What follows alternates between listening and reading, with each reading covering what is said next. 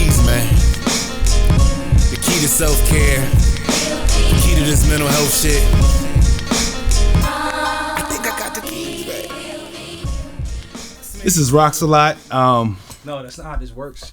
At all. Because I was getting ready. This is a mic check 1 2. What is That's not how this? this one works. This is not your podcast. You're not interviewing yourself. You're not monologuing. Oh, okay. I don't want to tell you my master plan. No, you get no master plan. It starts with Traci asking you a question and you will answer. This is interview time, not freaking this on Roxx Island. Right, like You know, on the island, I am the king there. listen, So you're not on your island. It's a little different The being wave off has of taken you elsewhere. Exactly. For now, you are on Pandora's Island. Pandora's Island. Okay. Yes, you're on Pandora's Island. So, I will lead, Okay. and I got you. Like I've been dragged here or something. Like I didn't request this. I didn't drag you here. However, while you're here, I mean, we can get to know you a little better. So, Okay. why not do that? All right. I'm So, down.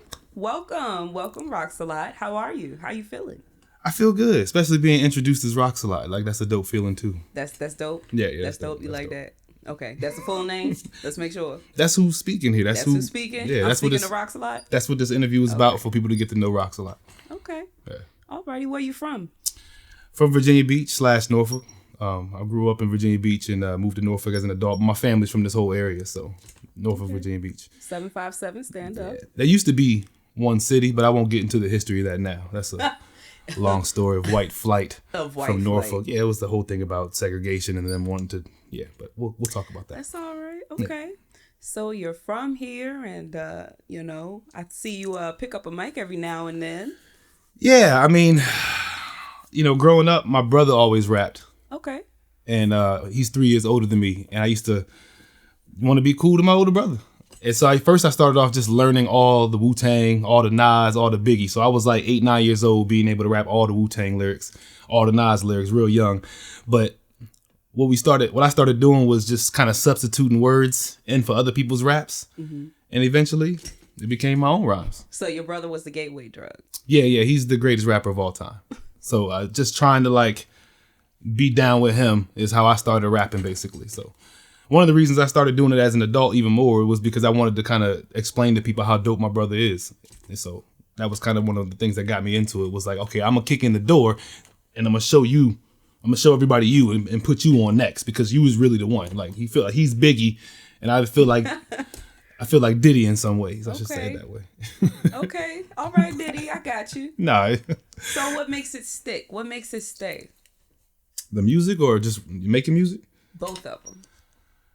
It feels like my real voice. It feels like when I'm rapping, it feels like who I really am. And it feels like I'm speaking my real voice.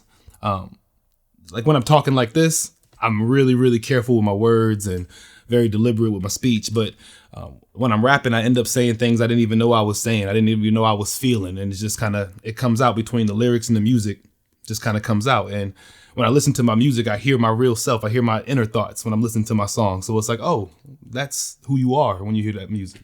So would you say that you rap from a point of your surroundings, or from a point more so of vulnerability? I guess the idea is to kind of soundtrack my life.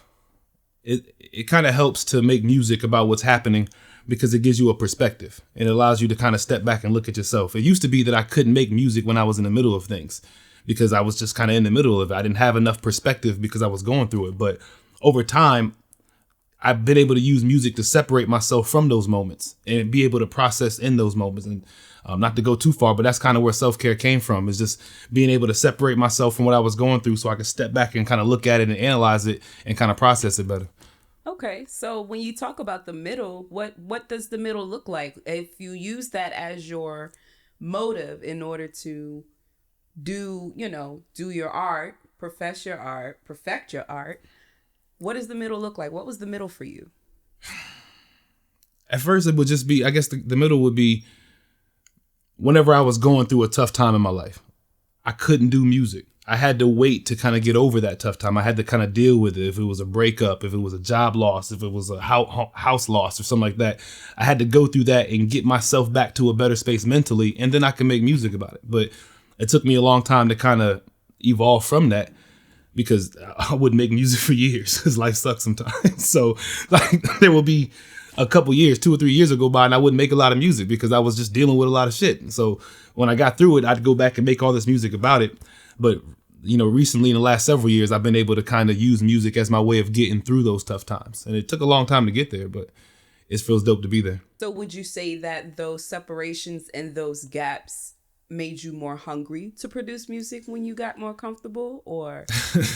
In a lot of ways, because when you're not making music, excuse me, you're watching everybody else make music. And I think my strength in music is the ideas that I have. And so when I'm watching everybody else make music and no one is. You're the only you? Yeah, no one's executing ideas that I have. Okay. So as long as no one's doing the stuff that I want to do, I have to still pursue it. I have to keep trying to do it. Like no one's done it yet. And so like if someone were to come out with an album called Self-Care and it was all about a tough time in their life and how they dealt with it through music, it would make me not want to do an album called Self-Care because it's been done. But because it hasn't been done, it makes me want to do it more. Okay. So when it comes to music, who do you look up to? Who are your idols that are currently past or present? Let me place that. Oh man, past or present. I feel like I've been around some of the best rappers in the world, like my homeboy Kamikaze Revy, my brother Rel Bake. These are some of the greatest rappers I've ever heard, whether it's on CD or locally on the streets. These are some of the greatest rappers ever. So when I decided to rap, I felt lucky to be surrounded by dudes that were just naturally gifted. Like I used to think everybody had a better rap voice than me. And so like I used to be like, man, if I just put myself on the song with these guys, my voice will sound good too. You know what I mean? But so the first thing I want to say is I definitely looked up to those two. I've been rapping with Rev since we were teenagers. I've been rapping with my brother since we were single digits. You know what I mean? So I've always looked up to them and the level of music they've made. Just as far as like the industry, Nas, Wu-Tang, Kanye, even Kendrick more recently, because he's really brave with his music, and I want to be that brave too. Like I want to just do stuff that in my head I know it sounds good, and I don't want to worry about what people are gonna think of if I try something different. You know what I mean? It's all about it. It's just finding a way to express my thoughts in a way that doesn't have any boundaries or barriers. Okay. So when you talk about self-care, the aforementioned labeled out now, all platforms, everywhere. When we talk about self-care, what is it about self-care that connects with you when it comes to your music? Well, for a long time, I would put music on the back burner as an adult. I would say that, at the time I was married and, maybe my family life wasn't where it should be. And so, I shouldn't be rapping right now. Like I got these bills to pay. I got a kid. I got a wife. Like I need to get some things together before I'm out here going to the studio and doing all these things. Or, I might have started a new job, and instead of, going to a new job, I need to just focus on waking up, getting to work on time. So it would just always be on the back burner.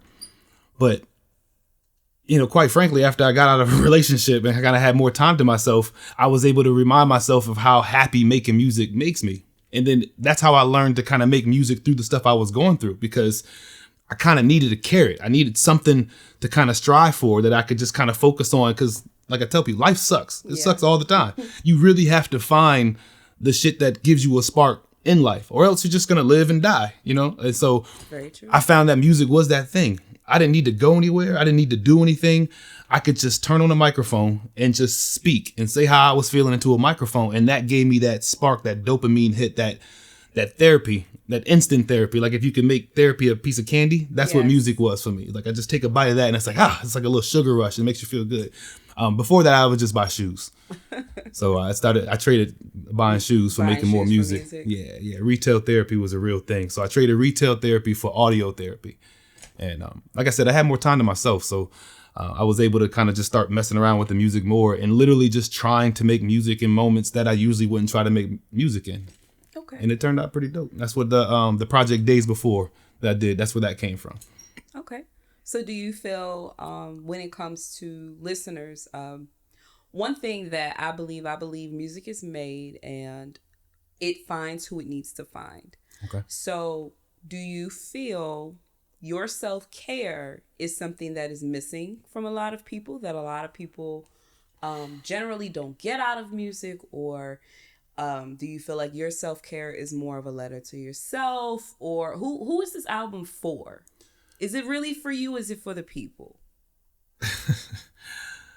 I guess the target audience was a little bit of both. I get a lot of therapy from hearing my own words. And I've said a lot of things in music that either came true or kind of framed the direction I was going in my life before I realized it. So a lot of my music is for me because, quite frankly, a lot of people haven't heard my music. So a lot of the time I am the core audience for my shit because I'm the one playing it all the time. But an album like Self-Care, it was kind of trying to wrap the whole idea of how music makes me feel, kind of wrap it up into a package and like if you could bottle that feeling. I had to learn that you really do have to take care of yourself because a lot of people think like self-care and self-love. They think it's like a lot of bullshit, and it can be a lot of bullshit. You know, it can be weaponized. It can be real negative. It can be used in a real selfish way. And that's where the lines blur because self-care is inherently really selfish. You really have to take care of yourself because you know that if I don't take care of myself, I can't handle all these responsibilities. I can't take care of all these people. I'm almost doing these people a disservice if I don't step back and refuel myself. And that's what happens. Your relationship suffer with your kids. Your relationship suffers with your significant other because you're just not taking care of yourself. I found myself literally putting everyone in front of me and almost treating the things I wanted like a reward for checking off everybody else's needs. Like, okay, I've done this for the baby. I've done this for the missus. I've done this for the other kids. I've done this for my job. I've been here in this way. And now, finally, there's time for me to make some music, to do something that makes me happy, to go to Miami, to buy some shoes. And when you step back, those moments become few and far in between. So when I got some time to myself, music was the most economic form of self-care I could think of. Okay. I keep all that shit in my house. Let me ask you something. Are you misunderstood, or do you not seek to be understood as it pertains to your relationships? Because you real vulnerable on self-care, and a lot of that I think you vent about not being understood. But do you seek to be understood? Oh man, I think everybody kind of seeks to be understood. Do you? Because essentially, self-care sounds very relationship breakup. Volume track 1. You know what it is? Play. And not even to cut you off. There's not a lot of avenues for a man to tell his side of the story. I agree. There's not a lot of avenues for a man to get his perspective off. So in a way, yes, I do feel misunderstood because as a man, let's just use a breakup for an example. I can't say it was her fault. I can't say she didn't treat me the way I wanted to be treated. You can't run around as the man saying that, yo, she was kind of a piece of shit. And I put up with it for as long as I could, but I had to go eventually. I know it doesn't look great on social media, but it is what it is. I had to take back control of my life. You can't say that. But when you're an artist, you have a platform to get those emotions out. And that's where the music came from. Like I was really, really frustrated in those moments that I couldn't just come out and say, everything that you wanted to say. Right, like she sucks. Like she's really cool and she's a great friend, but she sucked for me and it didn't work, you know? And like as a guy, that's not how a gentleman does it. That's not how we move. But I realized that I had an avenue to express my feelings, and it was music. And the dope part about it is hearing my music is such a choice. It's not like I'm going on social media and doing Instagram Live and just laying out all of my grievances of my relationship. I packaged it into a product that you can choose to listen to that perspective if you want to. It's not being forced on you, but It was a form of expression that I was lucky enough to realize I had. Like, I don't want to go on a podcast and be like, all right, here's my side of the story. All right, I know y'all heard what they said. I know you've seen the tweets and the posts, but this is coming from me. And I've actually kind of done that before in some ways. I did an episode and I was getting ready to do all this explaining, and I was like, you know what? Never mind. I wish her the best. You know, it was good while it lasted. It didn't work out. Like, let's just move on. But music is a place where those perspectives can live and they can grow. The detail. But are you as honest face to face as you are in the music? Because are you saying things that you wish you would have said? I have in music before. Because what you just said, you said there's not a lot of avenues for men to express their feelings, right? But then you do a whole album expressing your feelings. This is true. You did that album because you wanted them to hear it. Why didn't you want them to hear it out of you face to face? Oh, no. By the time I've done the album, they've heard it. This is not new. A relationship is this weird little universe within itself. You know, there's a lot of things that happen within the confines of people getting to know each other in really intimate situations. So it's just like you and her. You know what I mean? There's nobody else around. There's no studio audience. That's what sometimes like women will act like they're arguing with you like there's a studio audience. Like somebody's going, "Woo, get him, girl." It's like, who are you talking to? It's just me and you in the garage. Like, like who's clapping? But it's so petty, but it's real. Yeah, like it's like this weird little universe that you're in. And so like in my case, I feel like I do my best in those moments to say all of these things, you know, and I try. But when it's over, you can't come out and say, I told her how I felt. I told her that, you know, if this went on for this much longer, this would happen. You can't do that as a man. But music is an avenue to do that. So it's also like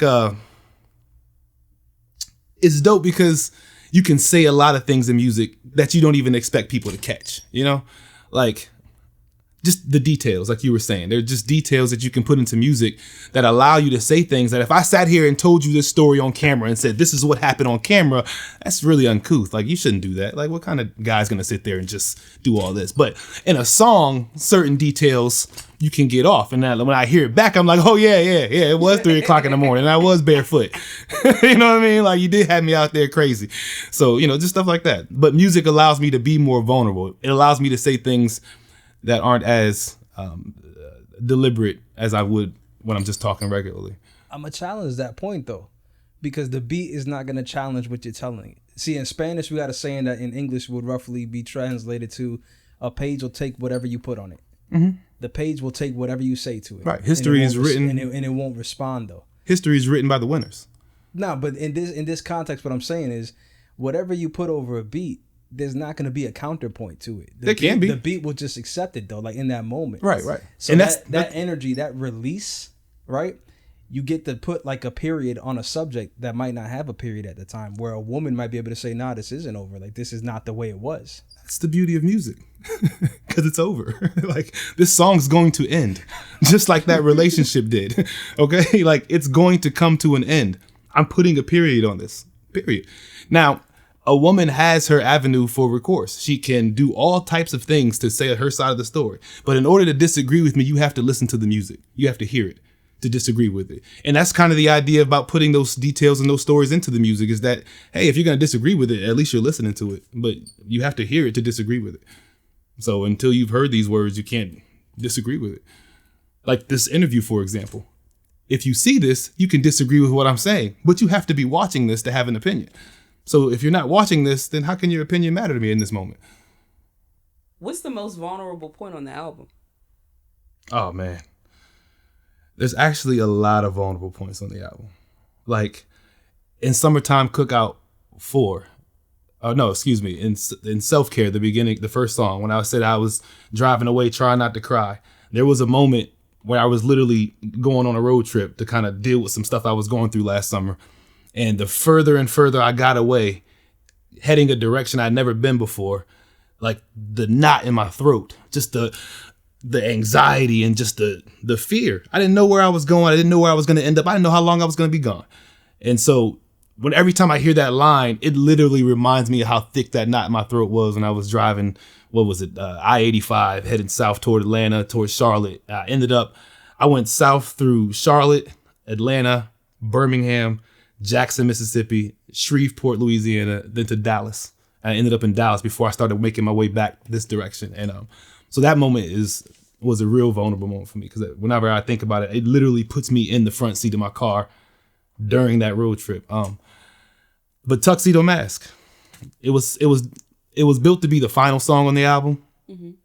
Originally, at one point, it was the first song on the album, but that was the first time I was able to articulate all the regrets a guy has when he breaks up with somebody that he saw a future with too. You know, once upon a time, I didn't do all this because I thought we'd break up in a couple of years or a few years. So once upon a time, I had high hopes for this. Once upon a time, I was telling my friends how I was going to propose and, you know, all the ideas I had for us and where we were going with things and like how dope she is and all that. And, you know, it doesn't work out. You know, there are people in my past that I had those same feelings for, those same thoughts and dreams for. And so Tuxedo Mask was really just kind of an apology to them. It was just me saying, hey, you know, maybe in those moments I was too proud to say this, or maybe in those moments I was too in it to have the perspective I need. But I really wish things would have gone different with you. I feel like sometimes if I was the man I am now with some of those people, things would have gone differently. And Tuxedo Mask is kind of encapsulating that. Like the idea that I was on probation. So the woman that I was with at the time, we couldn't go on the type of vacations that maybe she dreamed of going on because the guy she's in love with can't leave the country, can't leave the state without getting permission. And so I had a lot of regret for that. I always used to wonder like, hey, would our relationship have been better if we could vacation further than Charlotte or DC or Charlotte, you know? So yeah. So Tuxedo Mask was a lot about that. It was a lot about, hey, I'm really sorry that I wasn't good enough. I'm sorry that I wasn't able to meet you halfway and we couldn't build the way I wish I was able to build these days, that type of thing. Accountability at its, you know. And that was the vulnerable part, is just looking, because I was telling somebody the other night that you can't stress over why people do the things they do. You really can only focus on what you can control and what you can do. So when I wondered why friends betrayed me, why I wonder why women did the things they've done, you know, I couldn't figure that out. And it would make you crazy trying to understand why would she do this to me? Why would they do that? Why would they wait until I was at this moment to do these things or say these things? I just started looking inward. I started asking myself like, hey, can I be a better friend? Can I be a better boyfriend? Can I be a better husband if I ever become a husband again? Like, what can I do to be better, to kind of feel like I deserve the treatment that I was expecting that I didn't receive? So, and like Tuxedo Mask is kind of about that too. Like just the idea of holding myself accountable for what I could have done to make situations I wanted better. Okay. So with the idea that self-care is like a release, it's a release of your feeling, a release of the things that you probably could not say, a release of, you know, the reactions to some of the ways that you were treated. What are the steps that you're taking for you after self-care was released in order to make sure that you are continuously doing these things, working on these things? What does that look like? What does that look like with your music? Is self-care just a one moment and now you're on the next thing that you're on the wave? Or is this something that is, you know, you're finding you're comfortable with and you're sitting in? Well, the dope part about making self-care was learning that I could use it as a mental health tool. It's figuring out that I can literally just kind of translate my thoughts into music and it works. You know, I don't have to necessarily overthink it, because to me, the art is the feeling. The art is the expression. Like the art is hearing the beat and seeing what feelings it elicits and just putting those beats putting those feelings on the canvas. And so self-care was really dope for that, because like I said, before self-care, I couldn't make music when I was in the middle of stuff. But self-care kind of got me out of that rut that I was in, recording music about it, telling those stories, talking about those things, and just kind of just admitting that I was hurt by things. Just being able to just say, hey, you know what, that sucked. That happened to me and it sucked. And this is kind of how I feel about it. Over a real dope beat with some real dope metaphors and a real nice melody, and with some subliminals mixed in just to feel tough. And it just makes you feel better. Like I really love dissing guys on like really sensitive and vulnerable songs, you know, like I'm pouring my heart out to this ex, but at the same time, you're trash. You're trash. Man, I will light your ass on fire if you ever say my name in a rap. I just need you to understand that. But at the same time, dreams don't come true and neither will yours. You know what I mean? So don't start with me. Dreams don't come true. That's probably my favorite song right now on self-care. How come the women get honesty and the men don't? Oh, that's easy. Because men are far more sensitive than women are. Men are way more sensitive than women. I agree with this message. Oh, well, see, because in rap, in the music, you have to approach men with so much nuance. But a woman is going to respect honesty in a package. You know what I mean? Have you told the people that you felt hurt you that they hurt you? Oh, you mean like that? That's what you're getting at. I'm getting at that. You're not getting at like you're very honest battle on a raps. beat. You're very honest on a beat. Well, I feel like you're comfortable saying subliminally, the women that know about it will say that one's for me, that one's for me, that one's for me. But I don't think there's any guys. There's nothing specific enough for you to say. I'm not talking about battle rap. I'm talking about, I know that there have been relationships with men that have hurt you. Have you ever got on the phone or on a text and said, that hurt me? And if not, why not? I don't know. I think that comes with being a man and how men deal with their shit. You know what I mean? I'm far more comfortable talking about it in music, because that's the place where I can maintain my level of self-respect, my self-image, the way I feel about I can maintain that in music. But in person, there's a vulnerability there that I might not be comfortable with in person. There's a vulnerability in reaching out to someone to expose a vulnerability that they like, you know, to expose that you're vulnerable to them in that way. It's like, I couldn't do that. I couldn't tell a man that I'm vulnerable to him. I couldn't do it. I couldn't tell somebody, like, I couldn't say, hey, you hurt my feelings, brother. Is it just because you don't feel like he'd care? No, because I couldn't do it as a man. Like, my pride it's just all pride and ego. I don't think that was your friend ever then. Because to me, the test of a real friend, like, to me, it's like I always bring up the analogy, like, with my brother. You got brothers and sisters. I feel like if my brother wronged me throughout life, or if something, you know, he slipped up, I had no problem ever grabbing my brother on the phone or in person, but yo, what's up with you? That's like, true. What's the problem? And I think as friends, there's a barrier where like why is it that men always see like every other man is a threat? Like there's that alpha thing where it's like that you guys were talking about it the other time. It's like that's kind of in us. It's like all of us want to be number one, to the point where we feel like if a guy goes too fast, then I can't have that number one spot almost. Like there's always that conflict. What woman is watching. There's a lot of what's wrong with telling you if he's really your boy, saying, hey, you messed up, you hurt me. That's like the ultimate test. It's like if you can move on from that, then that's your guy. There's a lot of truth in that. No, there's a lot of truth in that. But there's a lot of unspoken competition with men. In certain relationships that he might be referencing, when I look back on it, it was clear that all of those niggas was competing with me, but I wasn't necessarily competing with them niggas. I subconsciously knew it because I was telling you, I wouldn't expose a vulnerability to somebody that done something wrong. Like I have friends that have been on the wrong side of things, and I probably haven't told them directly that they were on the wrong side of that. And that has shaped our relationship since then. But in music, it's easier to do that. In person, like I said, there's a lot of unspoken competition amongst men. There can be in friend groups. And like you're saying, there's a lot of truth that, hey, we might have never been as close as I thought we were, because he's right. There is a lot to be said about being able to step to somebody and tell them how they made you feel. Me personally, if it ain't that deep, I'll move different. You know, like I don't like to rebuild bridges I don't need to cross again. If someone needs to cross that bridge, they'll rebuild it, but I'm not going to be the one that does that. Like I'll move on. And maybe it's the Scorpio in me. Maybe it's the way I'm not able to process certain feelings and vulnerabilities, but I like to put a lot of time and distance between things, and that's how I'm able to deal with it. But like you said, like the music reflects, it doesn't go away. You still got to find a way to kind of deal with it. And the music is a start, but maybe down the line, like you were saying, there's a conversation that could be had to kind of get past things. But I feel like I'm past it. Like it comes up in the music. Once you put distance, you're past it instead of.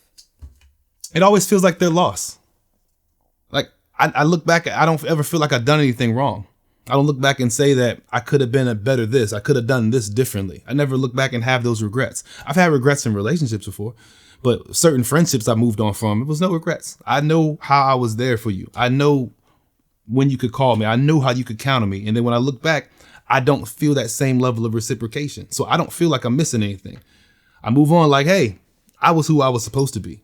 I feel like I always am who I am. And I've done that for them. And then if it didn't work out, I'm able to move on past that and provide that energy somewhere else. But so the idea of doubling back and having a conversation, like I'm not really a double back kind of guy. Like if you have a question for me, I'm happy to answer it. But I'm not going to double back and explain myself a lot of times. For the sake of saving a relationship. No.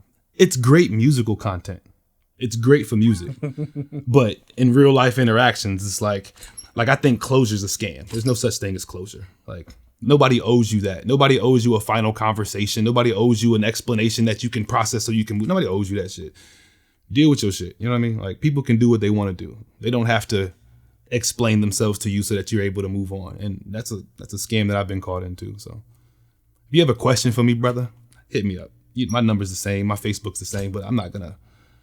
My therapy path isn't going to send me back to somebody to explain to them how they fucked up. Like, you're a piece of shit, and you know you are. So, like, Traci, what's closure? What's closure to you? Beat Club days, back when I was just trying to get anybody to listen to my raps. I just needed beats, and he was always sending me fire. So, rapping's my form of self-care.